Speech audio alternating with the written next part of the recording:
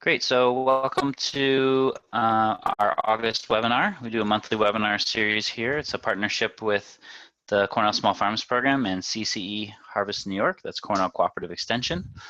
So we're based in New York State and in New York City, but we are working on this project throughout the Northeast region, and a lot of the research and education that we're doing is going to benefit growers around the country. So we're happy to share and happy to learn alongside you.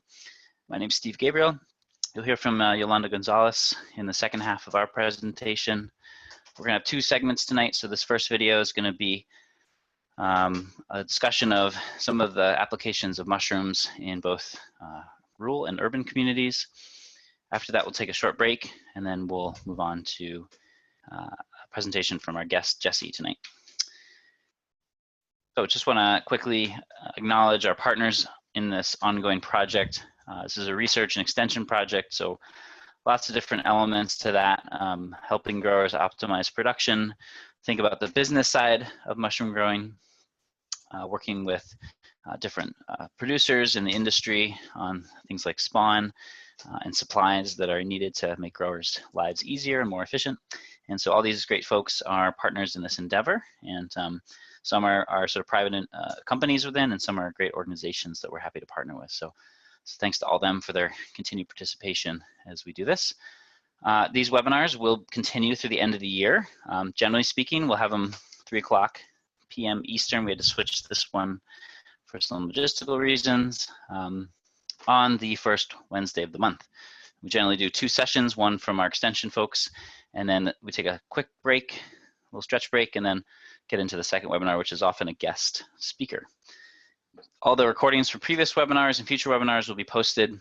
You'll find links at cornellmushrooms.org, which is our main website, as well as on our Cornell Small Farm Program YouTube page. And there's a quick link if you go and type in tinyurl.com/mushroom webinars. You should be able to find that YouTube link as well with a playlist with all the videos. Our website, cornellmushrooms.org, is actually in the process of being updated. We're going to have a whole new website for you pretty shortly here. So when you visit the page, it'll look quite different than what you see here. But we've better organized our resources, hopefully made it easier to find things. But this is really our clearinghouse of all things in specialty mushroom production: fact sheets, videos, guidebooks, information about how to sign up on our listserv, directory of suppliers, and information about identifying mushrooms that we're encouraging folks to consider cultivating. So if you haven't checked it out, do peruse the website, and there's a whole bunch of good information there, and we'll be continuing to build that information out over the coming months and years. So just to be clear before we jump in, our project is focused on specialty mushrooms. USDA defines those as basically anything that is not the common mushroom Agaricus bisporus. You might be familiar with Agaricus bisporus, as it is commonly known as either the button mushroom, the cremini, or the portobello. So all 3 of those mushrooms are actually the same species. They're just harvested at different points in their growth cycle, and often cultivated from slightly different strains to develop the size and the pigment and things like that. So everything else is basically specialty mushrooms. You might find one of thousands of mushrooms out in the woods that are fruiting mushrooms. There's only a handful that we actually cultivate, and there's even less that are done commercially. So the most common are shiitake, oyster, lion's mane, chestnut, and a few others. So we're really working with this project to focus on how we can help growers both indoors and outside work with mushroom production. And regardless of, Yolanda's going to talk about some of the urban applications and things to consider. I'm going to stick to the rural environments, but across the board, mushrooms really have some wonderful characteristics that lend them to solve a number of problems at the community level. Whether we're thinking about utilizing land, we're thinking about growing in small spaces.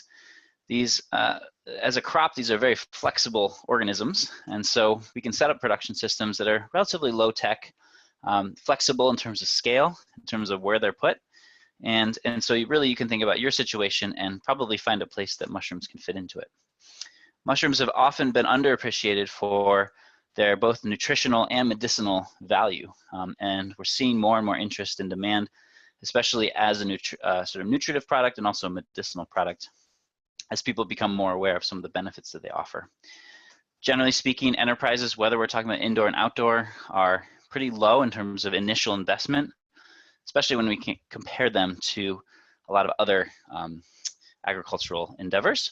And the mushrooms that come out the other end often can fetch a really good price, especially in local markets. And so really great thing for beginning farmers to consider, as well as existing farmers who might want to diversify their enterprise. And we'll talk a bit tonight about how mushrooms can be tied in. What they do in the environment is they decompose organic material. And so we can really use that and see that as a way to tie into the recycling of different waste streams in our environment. And so we want to think about that carefully and use that as an opportunity to grow the ecological health of our farm ecosystems as a whole.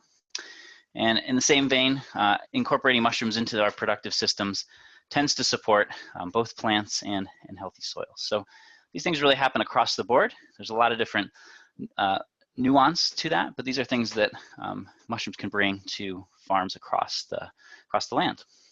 So let's talk a little bit about rural spaces. I'm coming to you from central New York, where my wife and I own and operate a small farm, and so mushrooms for us have been something that we've explored in our landscape and looking at the resources around us and the ways that we can produce crops that are unique in our local area.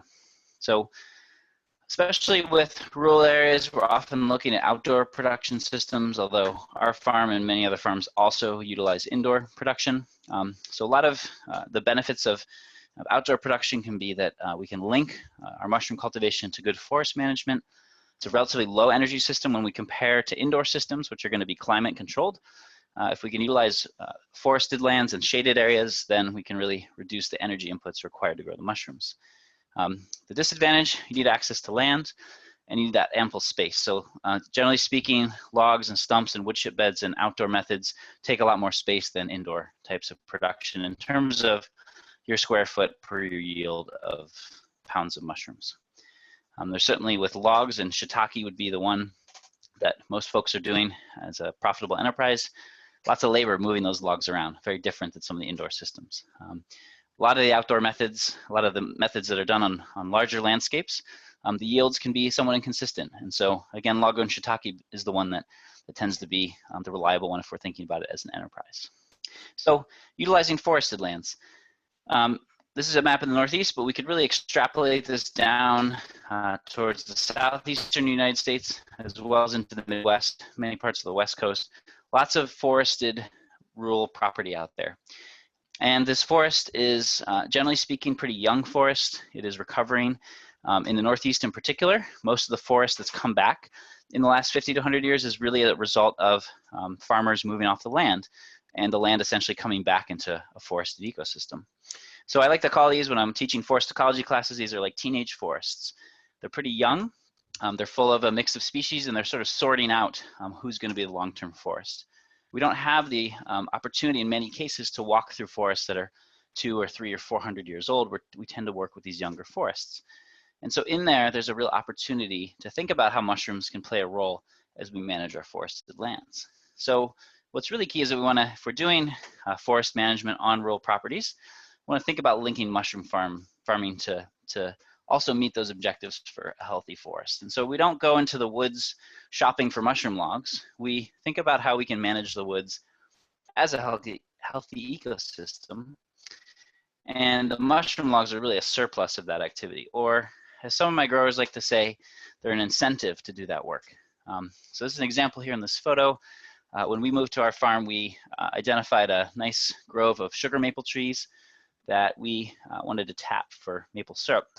And if you're not familiar with making maple syrup, that's being made right now during the growing season. And it's really key that all the trees you're going to tap, that their leaves, which is what is actually making the sugar, that the crown of the tree has as much access to sunlight as possible. And so it's really important, if you're going to make maple syrup, to thin out your woods. And while I want to do all the best things I can do on the landscape, time is always an issue. So what's the incentive for me to be able to go out there and justify my time to thin the woods? Well, one of the things is the yield of maple syrup, but also we can combine that with thinning and producing excellent wood for shiitake logs. So here we have a harvest that was done in support of a healthy long-term forest, and it provided us all these mushroom logs for our operation.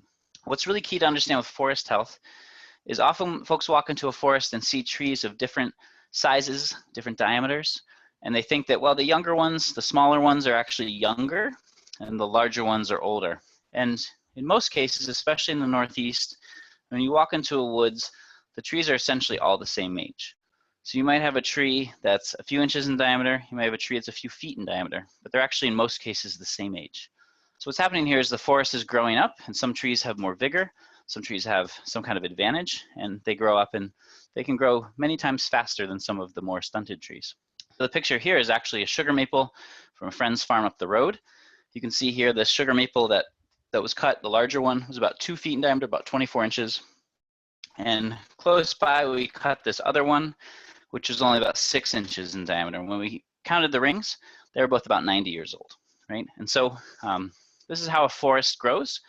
It puts a lot of seed down, it grows a lot of trees, and then it thins them out over time.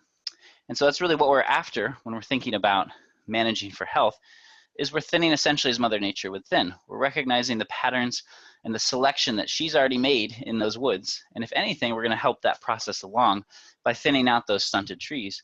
And what's really great is those smaller diameter trees really make perfect material for mushroom cultivation. I also like to think about in the rural space and how what happens to a tree if we don't cut it down and we leave it standing there. Eventually it gets shaded out and will die and will fall to the forest floor. And what will come along and start the process of decomposition? Well, mushrooms will, fungi will.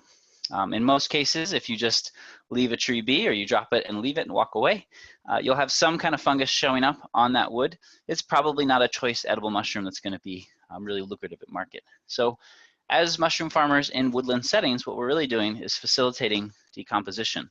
We're building soil in the long term by feeding those logs mycelium of a choice species and letting them do the work of starting that decomposition. Now we find that we still get other fungus after our shiitake logs are generally out of production. Turkey tails and other shelf fungus tend to show up and continue the process of decomposition. So at the end of the day, we're left with a really high value product for us, and we're left with something that's building the forest soil long term. And in addition to linking forest management to log production, what we're finding over time is that we have more and more growers who are also interested in selling logs to others who might want to inoculate and might not have access to forested land. And so there's a real possibility here to increase income from a woodlot, not just for what you might want to grow, but also to help others get into mushroom production. So generally speaking, around here, a cord of firewood goes for about $200. That's harvested, stacked, and often delivered. If we look at some of the numbers of what people ask for when they're harvesting longer logs, like you saw in the previous picture, stacking them up and they're selling them as mushroom bolts, they tend to get about $300 to $450 a cord. And so there's a real possibility here. And on our website on cornellmushrooms.org, we have a directory of folks who are offering logs for sale. We've been building this up over the last few years. We encourage you, if you're interested in potentially selling logs, to get on that directory. Right now it covers the entire Northeast US. As we build that out, hopefully we can link folks who have logs with folks who might be looking to get into log production of mushrooms. So there's a lot of other ways that we can tie mushrooms and management for forest health. So one is what are often called in forestry low-grade species. These are species that probably won't become a high-value timber, might need to be thinned for other reasons. These can become really good substrates for mushrooms. Trees that have disease problems, like American beech, which is really a common tree in the Northeast, often inflicted with another fungal infection, what's known as beech bark disease. Those logs can actually still be used for shiitake and lion's mane production, and they can be thin. And so that thinning activity can remove those diseased trees, and those can become food sources for our mushrooms. There's species out there that don't have great value in terms of their use as timber or firewood or some other product, but might be really well suited to mushrooms. So a lot of the softer hardwoods, those trees that have leaves, but the interior of the wood is actually quite soft, they're not so good for a lot of wood uses or a lot of firewood uses, but they make great mushroom substrates for our good friends, the oyster mushrooms. So poplar is a great example. I have landowners all the time I'm working with who want to thin out poplar stands and can grow oyster mushrooms on them. And then of course, as we're thinning our woods, as we're working the land, we might find stumps, wood chips, other materials, sawdust lying around, and these can be things that we can all use for mushroom production. And that's really the foundation of much of the mushroom industry, are the byproducts of both the farming industry and the forestry industry. So lots of opportunity. On our website, we get into the details of different mushroom species that you can match up with these different materials in your woods. So we have lots of options in the landscape. Certainly in the rural landscape, we have good access to forested lands. What we really need to do is connect those who have an inkling and a desire to manage their forests with those who might want to get into log production of some sort, and can make that connection, because this is something that could really revitalize rural economies. I showed those numbers before when we compare it to firewood. And so there's great opportunity. This was a woodlot that I was working in. I made an arrangement with the fellow who owned it, and we harvested mushroom logs out of here for 2 or 3 years, and left the forest better than I found it. And that was a real win-win situation for the both of us. So the more we can match make in that sense, the better we can do in the long term. All around us in the rural areas, we have farms that might be struggling to find ways to value their products. So straw is often a byproduct after grain harvest. Some markets are really strong, people can find a good outlet, and some are not so much. And so buying straw, and often straw is a substrate for oyster mushroom production, you can really support that rural farm economy and provide a real high value for this product. Lots of grain hulls after grains are processed. Many grain hulls are sometimes used as animal feed, but sometimes they're a waste product. And these are things that, again, make a wonderful material for mushrooms to grow on. Anything that's revolving around the forestry industry, if they're producing lumber, sawdust is often a byproduct. Furniture makers, sawdust is a byproduct, and this is something that is often used, especially when mushroom spawn is being created for the industry. And then of course, wood chips. Folks are always removing trees, chipping them up, and often in rural areas, we can find large piles of wood chips to work from. And then finally, in the rural areas, like in the urban areas, as Yolanda will talk about, we have a plethora of buildings sitting around, and they're remnants of a more agrarian time when more of us were on the land farming. And so often folks are working in landscapes, have access to these buildings, and wonder, what the heck can I do with them? And to some degree, all of these spaces could be turned into mushroom production houses. You have to, of course, weigh the pros and cons of converting such a space to that function, and if it's going to be efficient to heat and cool and add humidity and things like that. We can kind of look at the landscape and imagine what it would look like if all these spaces became more productive with mushrooms. So that's my part about the rural economy. We'll switch over to Yolanda here. I'm going to stop sharing. Hi, Yolanda. Hey there, can you hear me okay? Yep, you sound great. Okay, excellent. I will go ahead and share my screen.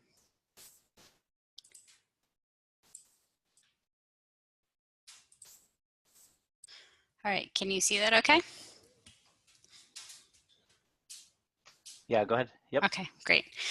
So hi everyone, my name is Yolanda Gonzalez and I'm an urban agriculture specialist with Cornell Cooperative Extension, Harvest, New York, in the Urban Agriculture Program. Our office is actually located in Fort Greene, Brooklyn.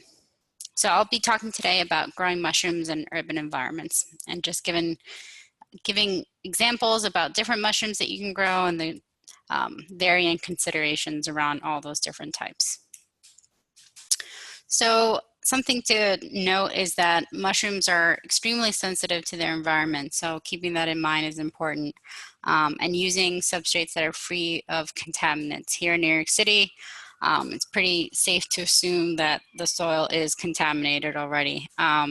So oftentimes we tried to give the recommendation of capping off a site and then bringing in fresh, clean, contaminant-free soil on top of that. And also proper ID is important. So we say, when in doubt, throw it out. This is actually a picture that I pulled from the Facebook page of Smiling Hogshead Ranch. They are an urban agriculture operation in Long Island City in Queens. And this looks like it was a random oyster that had been growing on their site. And so a really great mushroom that I want to talk to you today about is the wine cap mushroom. So for those of you who aren't familiar, it's also called Stropharia or red wine cap or garden giant. They can actually get pretty big. And so the substrates that you could use to grow them in are either wood chips or fresh straw bale, a 5-gallon bucket of sawdust or wood shavings, and I'll show in the next slide where you can source those things in the city, and a 5-gallon bucket of finished compost, and that part is optional. And the sawdust spawn, which you'll need to get from a supplier or producer. So this is actually a photo of wine cap mushrooms growing alongside garlic at Hellgate Farm, which is a rooftop operation in Long Island City. So actually the two examples are in Long Island City, Queens. So a place where you can get wood shavings is actually your local pet store. Something to note is that you want to make sure that it's free of any additives. If it has any type of additional chemicals or preservatives or some type of filler, you want to make sure that you're not adding that to your garden bed. In this case, I don't remember how much this weighed, but I think it was like a 2 or 3 pound bag for around $4 or $5. So not a bad deal. Probably need 2 bags of these to cover the garden bed in the following photo I'll show you here. So this garden bed is actually from Isabilia Farm. And so we just use 1 bag of the wood shavings on here, but you could probably use 2 bags to cover that whole bed. And then also just to go back, here's an example of what that sawdust spawn looks like. And this is actually from Field and Forest Products. And so that's the result of the wine cap mushrooms at Hellgate Farm. Just to make a note of how they grow really well in garden sun. So best in part sun, not total sun, and also some shade. And some of that shade could be from the plants themselves. And they grow in as little as 2 to 6 months. And of course, the harvest varies depending on how much spawn and how much moisture it's gotten over the growing season. And the method for growing them, it's kind of similar. You could really follow the lasagna method. So you could start out with cardboard, wood chips, sawdust spawn, wood chips again, sawdust spawn, and then straw on top. For the demo here, as you can see, this is bare soil. We had put the wood chips on top, or I'm sorry, the wood shavings, mixed in some of the spawn, and then added some wood chips on top of that. So we kept it pretty simple. It was just 3. So just to go over that again, this is an example of a bare ground, but in an urban setting, it would be a raised bed with clean soil. You could add some sawdust. This is sawdust in the photo, but you could add shavings like I mentioned from the pet store, about 1 inch or so. Mix in some of that spawn, and then the wood chips on top. And so this is ultimately what the end product would look like.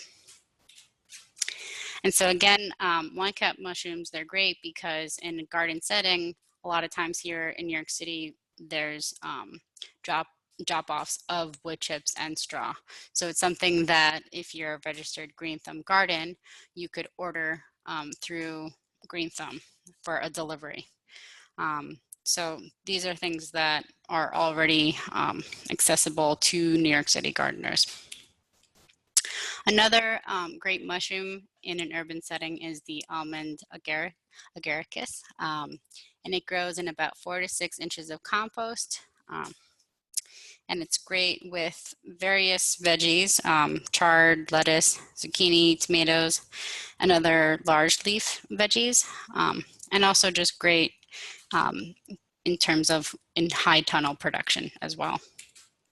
Here's a photo of that, of some almond agaricus growing next to tomatoes in a high tunnel.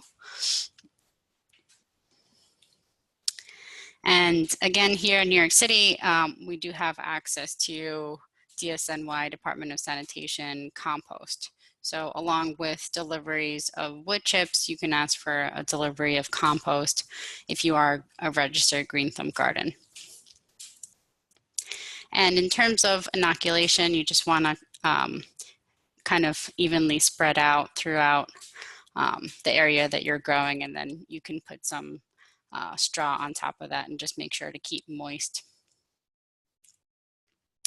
And other ideas for possible substrates, obviously we're in a densely populated city with lots of cafes, so coffee grounds is one option, along with straw, sawdust, and then also invasive brush. So thinking of different invasive plants like Japanese knotweed that you could potentially dry out and use as a substrate.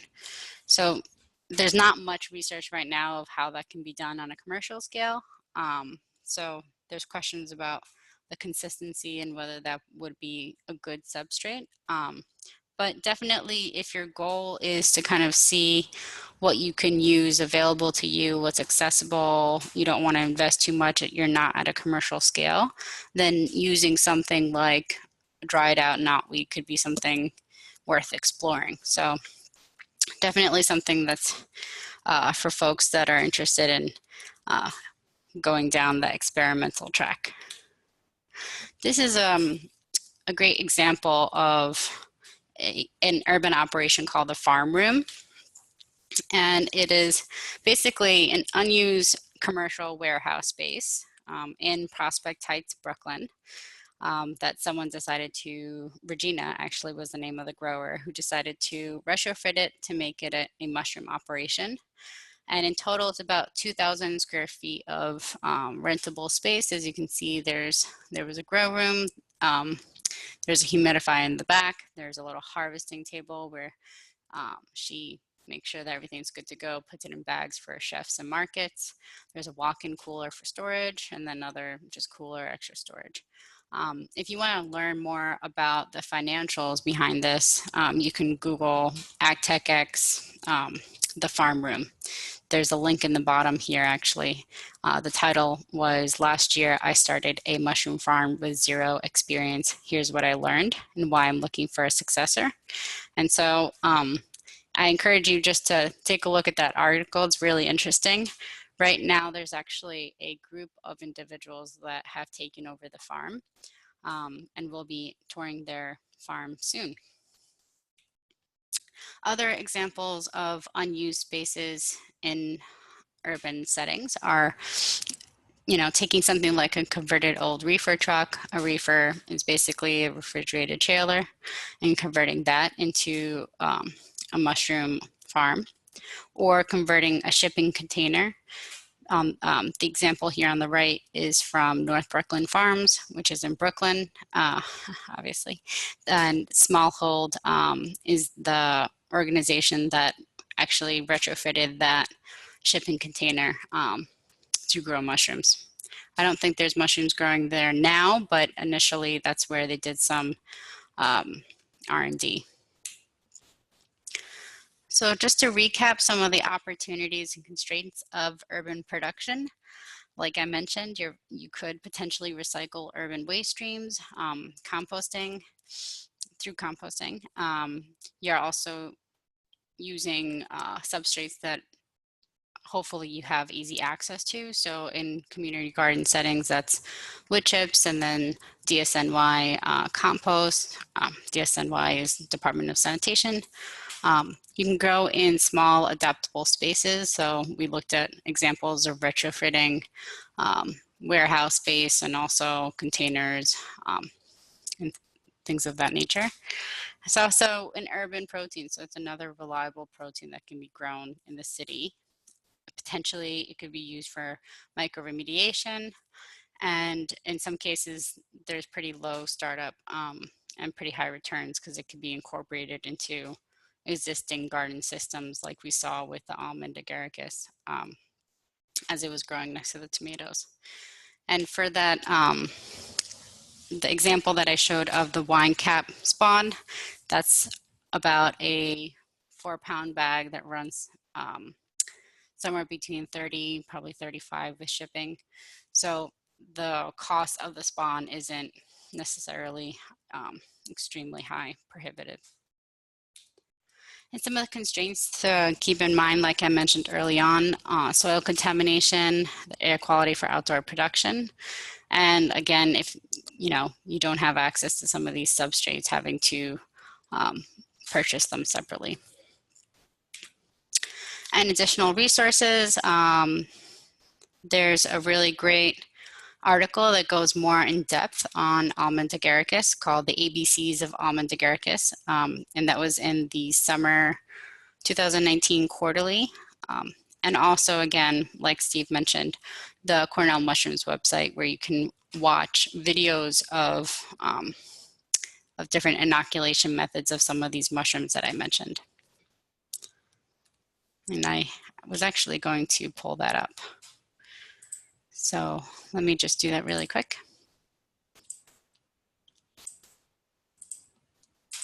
So like I mentioned, the name of that article, the ABCs of almond agaricus, is part of the summer 19 quarterly. Just goes more in depth. There's that photo from, I think it was from Field and Forest Products. And then the videos of all the different mushrooms and cultivation methods. So I just want to make that plug. And that's all I have.